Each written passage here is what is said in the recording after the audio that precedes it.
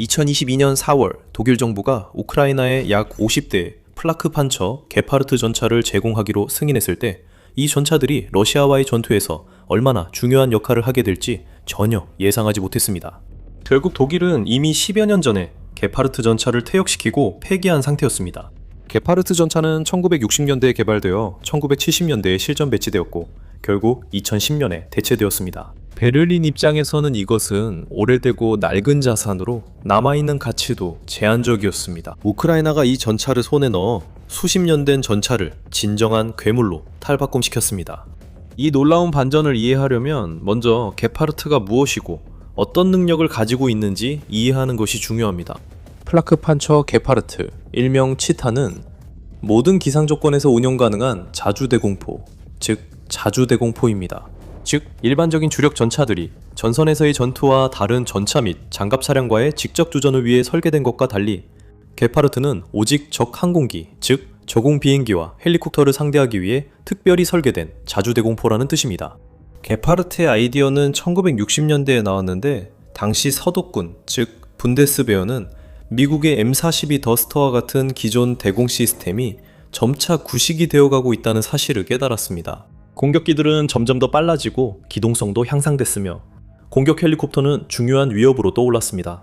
나토는 전차나 장갑 보병 차량과 함께 전투에 투입되어 지형이나 기상 조건에 상관없이 적 항공기를 상대할 수 있는 더 기동성이 뛰어나고 정밀하며 전투에 동행할 수 있는 시스템이 필요했습니다. 그 결과 라인메탈, AEG, 크라우스 마파이, 에를리콘 등 여러 유럽 방산업체들로 구성된 두 개의 개발팀이 더스터를 대체할 무기 개발에 착수했습니다. 여러 가지 시제품이 제작되고 시험된 후에야 독일 연방군은 최종 결정을 내렸습니다. 선정된 설계는 레오파르트 1 주력 전차 차체를 기반으로 했습니다. 하지만 표준 레오파르트 1에서 볼 수 있는 일반적인 105mm, L7A3, L52 강선포 대신 게파르트에는 분당 최대 550발을 발사할 수 있는 35mm 에를리콘 KDA 자동기관포 2정이 장착되었습니다. 게파르트는 내부에 컴퓨터화된 사격 통제 시스템을 탑재하여 자동으로 표적을 포착하고 교전할 수 있었으며 탐색 레이더와 추적 레이더도 함께 장착되어 있었습니다. 대량 생산은 1970년대 중반에 시작되었고 이후 수백 대의 게파르트가 제작되었습니다. 여기에는 표준 독일형 게파르트와 다른 레이더 장비가 장착된 네덜란드형 CA1도 포함되어 있습니다. 이 전차들 중 상당수는 수년 동안 독일 연방군과 네덜란드군에서 운용되었지만 수백 대가 추가로 벨기에, 칠레, 루마니아를 비롯한 유럽 및 그 외 여러 국가로 수출되었습니다. 게파르트는 사실상 이를 위해 설계된 냉전기간 동안 세계 어디에서나 가장 뛰어난 대공 시스템 중 하나로 널리 인정받게 되었습니다. 그리고 그 이유를 이해하는 것은 어렵지 않습니다. 게파르트는 기존의 대공 무기들에 비해 여러 가지 이점을 제공했습니다. 첫 번째이자 아마도 가장 중요한 점은 바로 기동성이었습니다. 다른 차량에 의해 이곳저곳으로 끌려다녀야 했던 견인식 대공포와 달리 게파르트는 독자적으로 이동할 수 있는 능력을 갖추고 있었습니다. 레오파르트 1 차체를 기반으로 제작되었으며 10기통 MTU 다연료 엔진을 자랑합니다. 최고 시속 40마일, 즉 65km까지 비교적 높은 도로 주행 속도를 낼 수 있었고 약 340마일, 즉 550km의 작전 반경도 자랑했습니다. 이는 다른 전차나 장갑차들과 보조를 맞출 수 있다는 의미였고 험난한 지형이나 비포장 도로를 주행할 때에도 쉽게 진흙에 빠지는 종류의 장비가 아니었습니다. 다른 부대가 갈 수 있는 곳이라면 어디든 뒤처지거나 특별한 관리와 지원 없이도 함께 이동할 수 있었습니다. 게파르트는 또한 자체적으로 완비된 대공 시스템이라는 장점도 가지고 있었습니다. 당시에는 기존 대공 방어 시스템들이 레이더 차량과 지휘소 등 여러 분리된 장비로 이루어져 있어 그것이 독특했습니다. 게파르트는 탐색 레이더, 추적 레이더, 기관포, 탄약, 사격 통제 시스템 등 필요한 모든 것이 한 곳에 통합되어 있었습니다. 승무원들은 다른 팀과 협력하거나 다른 장비에 의존하지 않고도 필요할 때마다 표적을 탐지하고 식별하고 추적하고 교전할 수 있었습니다. 게파르트는 놀라운 반응 속도로도 유명해졌습니다. 몇 초 만에 표적을 포착하고 사격을 시작할 수 있었습니다. 그리고 저공을 비행하며 빠르게 움직이는 공격기나 공격 헬리콥터가 갑자기 지평선에 나타날 가능성이 있을 때 그런 속도는 매우 중요합니다. 성능과 출력 면에서도 게파르트는 동시대의 많은 차량들보다 월등히 뛰어났습니다. 게파르트는 그 시대 최고의 대공포를 한 개가 아니라 두 개나 장착하고 있었으며 이를 통해 분당 무려 1100발을 발사할 수 있었습니다. 이 대포들은 뛰어난 명중률과 수킬로미터에 달하는 유효 사거리를 자랑했으며 실제로 하늘에 포탄의 벽을 쏘아 올려 감히 너무 가까이 다가오는 소련 조종사들에게는 하늘을 죽음의 함정으로 만들었습니다. 이것은 또한 소련이 당시 사용하던 플레어, 레이더 교란기, 전자전 시스템과 같은 일반적인 대공 대응책들이 게파르트에게는 큰 위협이 되지 않았다는 것을 의미했습니다. 게파르트는 목표물을 향해 수십 발의 포탄만 쏘면 되었고, 그럴 경우 목표물을 격추시킬 확률이 평균보다 훨씬 높았습니다. 게파르트는 여러 면에서 그 시대의 완벽한 무기였으며 소련의 공격기, 저공비행 폭격기, 그리고 Mi-24와 같은 공격 헬리콥터에 대한 이상적인 대응책이었습니다. 하지만 게파르트의 시대도 결국 끝이 오는 듯 했습니다. 1990년대와 2000년대 초에는 전략적 환경이 더 이상 예전과 같지 않았습니다. 냉전이 끝나고 소련이 붕괴했으며 게파르트가 대응하도록 만들어졌던 위협들은 사라진 것처럼 보였습니다. 중부 유럽에서 대규모 전차전과 폭격이 벌어질 것이라는 생각은 더 이상 그럴듯해 보이지 않았습니다. 그리고 세계 주요 군사 강국들은 지대공 미사일 개발에 더 집중하기 시작했고, 게파르트와 같은 기존 대공포보다 훨씬 더 긴 사거리를 가진 방공 시스템을 만들었습니다. 갑자기 한때 세계를 제패했던 이 시스템이 이제는 유물처럼 보이기 시작했습니다. 미래를 내다보며 군사기획자들은 앞으로의 분쟁이 초음속 미사일 시스템과 수십억 달러짜리 공격기들이 지배할 것이라고 예상했습니다. 그들은 거의 50톤에 달하는 무게의 대포가 전용 훈련된 승무원과 물류 지원이 필요하고 기계적 복잡성 때문에 상당히 비싸고 광범위한 정비가 필요한 이런 무기들이 미래 전장에서 설 자리가 없다고 보았습니다.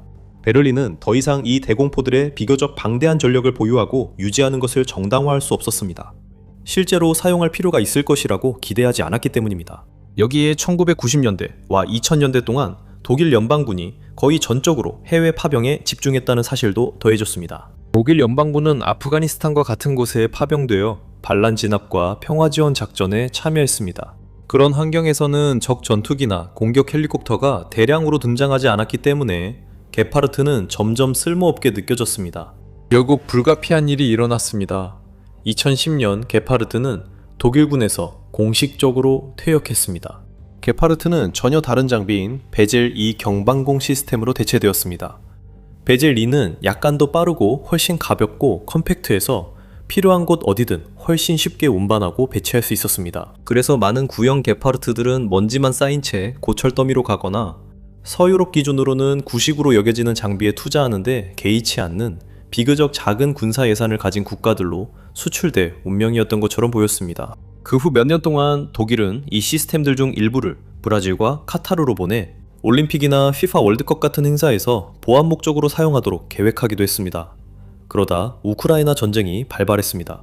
처음에 독일은 키이우 측 병력에 대한 지원이 부족하다는 비판을 받았고, 베를린은 전쟁이 시작되기 직전에 우크라이나에 수천 개의 헬멧만 보내겠다고 제안해 악명 높았습니다. 하지만 곧 독일 정부는 우크라이나 군이 조국을 방어할 수 있도록 도울 수 있는 방법을 훨씬 더 진지하게 모색하기 시작했습니다. 그리고 2022년 4월 26일 독일 제조업체인 크라우스 마페이 베그만이 보유하고 있던 재고에서 수십 대의 게파르트가 키이우로 파견될 것이라고 발표되었습니다. 독일은 이후 이 대공포 55대를 추가로 우크라이나에 지원했고, 이 무기들은 우크라이나의 전체 무기고에서 최고의 드론 킬러로 불렸습니다.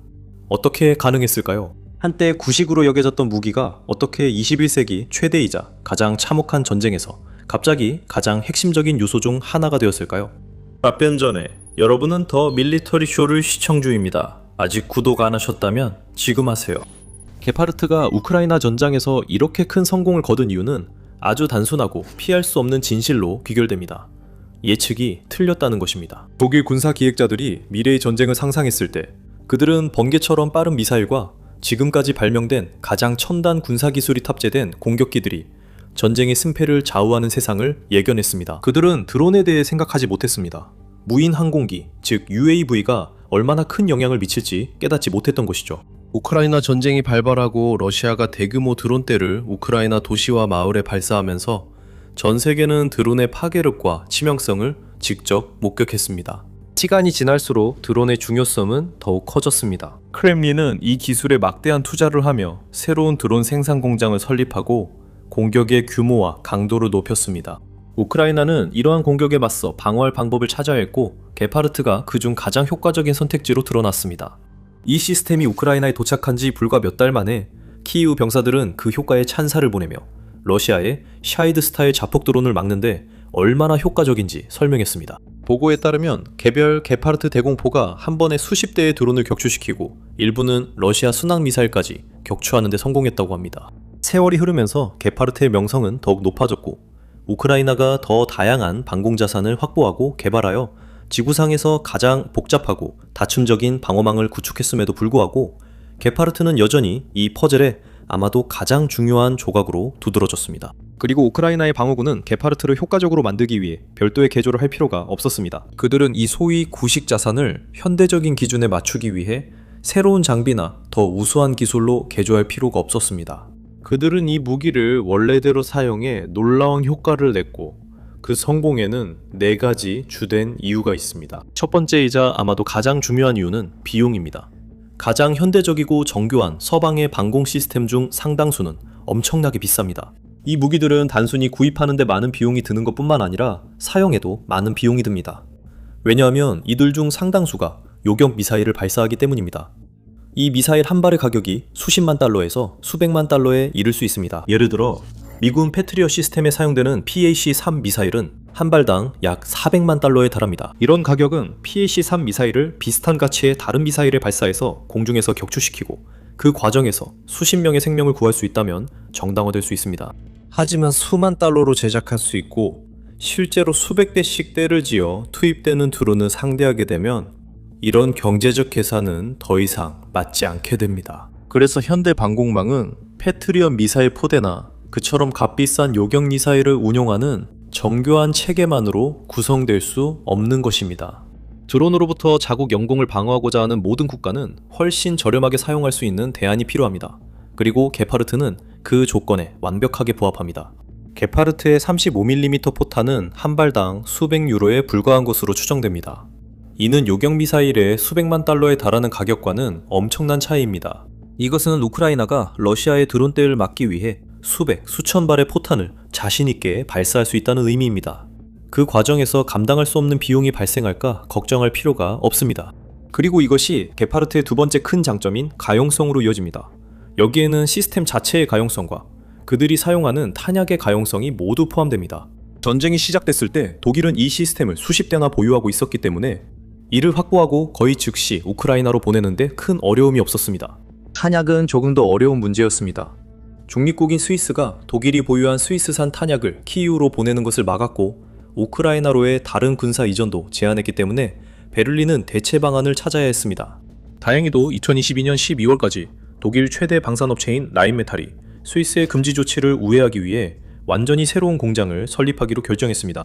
새로운 포탄 생산은 2023년 봄에 시작되었고 그 이후로 수십만 발의 탄약이 우크라이나에 공급되었습니다. 이는 우크라이나의 서방 동맹국들이 보낸 많은 다른 단공 시스템과 무기 체계들과는 뚜렷한 대조를 이룹니다. 많은 경우 이러한 시스템들은 소수만 제공되었거나 탄약이 제한적으로 제공되었습니다.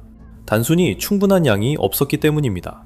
예를 들어 패트리엇 시스템에 사용되는 미사일은 제작 비용이 매우 비싸고 전 세계적으로 수요가 많기 때문에 우크라이나는 비교적 적은 양만을 받을 수 있었고 사용할 수 있었습니다. 다른 시스템들도 마찬가지입니다.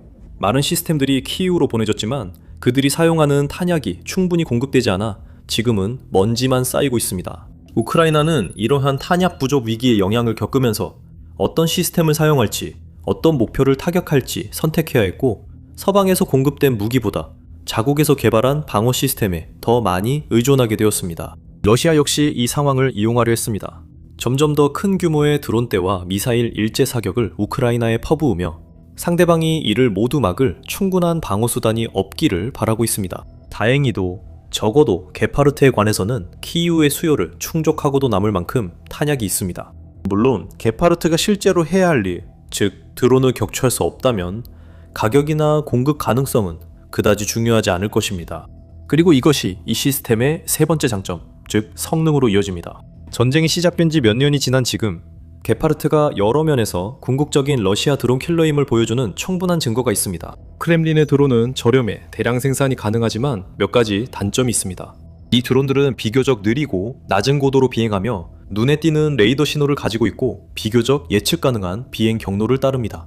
그렇기 때문에 이 드론들은 게파르트와 같은 냉전 시대의 대공포의 이상적인 표적이 됩니다. 이 대공포에 내장된 레이더 시스템은 표적을 추적하고 탐지한 뒤 짧은 연발 사격으로 격추시킬 수 있습니다. 러시아가 우크라이나에 레이더를 포화시키고 방어망을 압도하려고 대량의 드론을 투입하더라도 게파르트는 놀라울 정도로 잘 대응합니다. 게파르트는 여러 표적을 연속적으로 매우 효율적으로 격추할 수 있는 능력을 갖추고 있으며 실제로 하늘을 포탄으로 뒤덮어 대부분의 드론이 목적지까지 가는 동안 격추되지 않고는 이동하기 거의 불가능하게 만듭니다. 이 시스템들의 높은 발사 속도와 방대한 탄약 보유량이 결합되어 러시아의 포화 공격에 대한 최적의 대응책이 됩니다. 그리고 미사일 시스템은 긴 준비와 재장전 과정을 거쳐야 하지만 게파르트는 탄약만 있다면 계속해서 사격을 이어갈 수 있습니다. 이 덕분에 게파르트는 전선 지역이나 더 깊은 내륙 지역에도 배치될 수 있습니다. 발전소, 산업시설, 탄약 저장고, 교통 허브와 같은 주요 기반 시설 주변에 배치될 수 있습니다. 적의 활동 징후를 찾기 위해 하늘을 살피며 눈 깜짝할 사이에 발사할 준비를 하고 국가의 가장 중요한 지역과 전략적 거점을 방어합니다. 이제 게파르트의 마지막 장점인 기동성을 보겠습니다. 이것은 대규모 분쟁입니다. 전선은 양쪽으로 수백 마일에 걸쳐 뻗어 있고 러시아는 전선에서 수백 마일 떨어진 지역을 포함해 우크라이나 전역의 도시와 마을을 정기적으로 폭격합니다. 이로 인해 우크라이나는 방어해야 할 영토가 엄청나게 넓어졌고 전술과 우선순위가 바뀔 때마다 가장 중요한 자산들을 자주 재배치해야 합니다. 다행히도 게파르트는 견인식이 아니라 자주식 시스템이기 때문에 필요한 곳으로 이동할 수 있습니다. 고정식 시설과 달리 우크라이나는 이러한 대공포를 필요에 따라 재배치할 수 있습니다.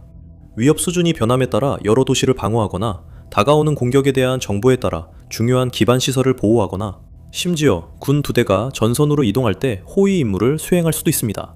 일단 배치되면 게파르트는 필요한 만큼 강력한 방어 태세를 유지할 수 있으며 사거리 내로 들어오는 저공 비행 위협에 모두 대응할 수 있습니다. 독일조차도 게파르트가 우크라이나에서 수행한 중요한 역할에 깊은 인상을 받아 게파르트에서 많은 설계 아이디어를 가져온 단거리 방공포탑 시스템인 스카이라이더 프로그램의 개발을 가속화했습니다. 이 시스템은 드론과 배회탄을 방어하는 데 사용될 예정입니다. 이제 이 영상에서 우크라이나에서 엄청난 부활을 이룬 또 다른 서방 지원 무기, 영국의 이른바 살인연필 미사일 시스템에 대해 알아볼 수 있습니다. 또는 이 영상을 통해 우크라이나가 우위를 점하고 러시아가 모든 전선에서 밀리고 있는 현재 전쟁 상황에 대해 알아보세요. 그리고 마지막으로 러시아 우크라이나 전쟁과 전 세계의 다른 분쟁에 대한 최신 뉴스와 소식을 받아보시려면 더 밀리터리 쇼를 구독하는 것도 잊지 마세요.